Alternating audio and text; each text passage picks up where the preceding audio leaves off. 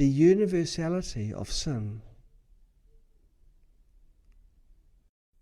God is bright, righteous, and holy, while the sinful humans are trapped in darkness, unrighteousness, and impurity. There is no one who does not sin. In the book of 1 Samuel, it is written that David was a man after God's own heart. However, this great king of Israel had openly confessed, "Behold, I was shapen in iniquity, and in sin did my mother conceive me." In the Psalms it is stated, "The Lord looks down from heaven on the sons of men to see if there are any who understand, any who seek God. All have turned aside, they have together become corrupt. There is no one who does good, not even one." Here, not even one, is in terms of God's standards of good and evil. It doesn't mean that anyone who refrains from killing, arson, stealing, lying, etc. is sinless. In terms of sin, we should differentiate between sinful nature and sins. The sinful nature in the Bible, in Hebrew and Greek, means shooting an arrow but missing the bullseye. Sinful nature refers to the inability of humans to fully meet God's moral standards and the deviation from God's moral standards. Sinful nature refers to the self-centered mind. After Adam and Eve, the ancestors of humans ate the forbidden fruit. The relationship between humans and God was broken. From then on, humans were no longer God-centered, but self-centered. Everyone has sinful nature, without exception. As ordinary people, we all have various negative mentalities, such as selfishness, greed, anger, envy, and pride. Therefore, God says there is no one who does good. Sinful nature is the nature of humans and the original sin they are born with, while sins are the external manifestations of their sinful nature.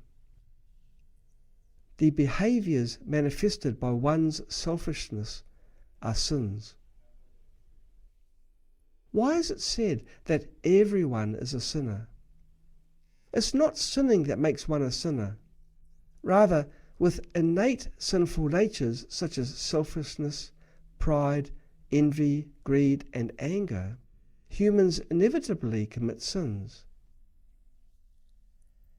As we have learned in the story of Abraham, Abraham was chosen by God and was the best man at that time.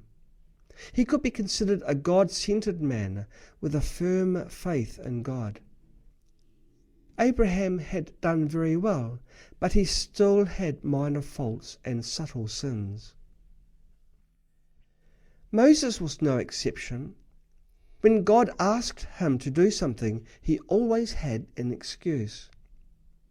According to God's standards, he still hadn't done good fully and truly.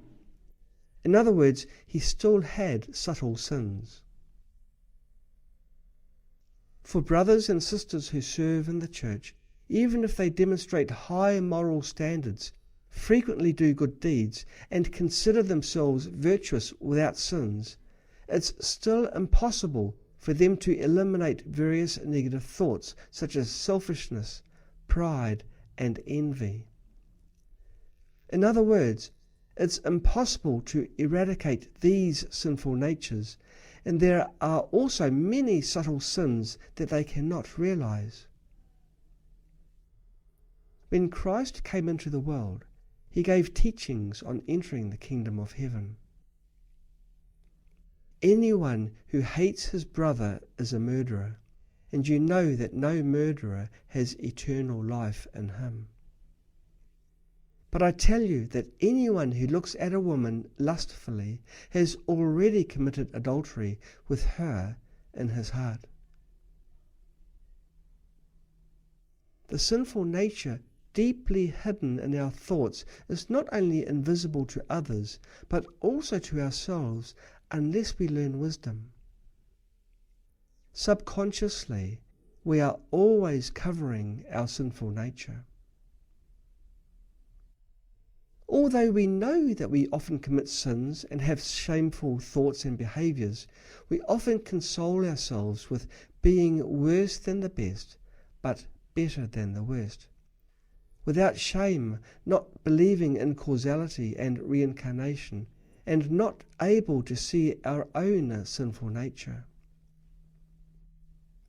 Christ strongly criticized this prevalent self-righteous pride represented by Job in the Old Testament. One of them, an expert in the law, tested him with this question: "Teacher, which is the greatest commandment in the law?" Jesus replied, "Love the Lord your God with all your heart and with all your soul and with all your mind. This is the first and greatest commandment.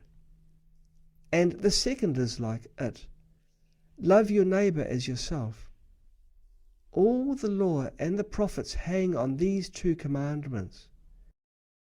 To love God and love others with all our heart is the core message of Christ's teachings.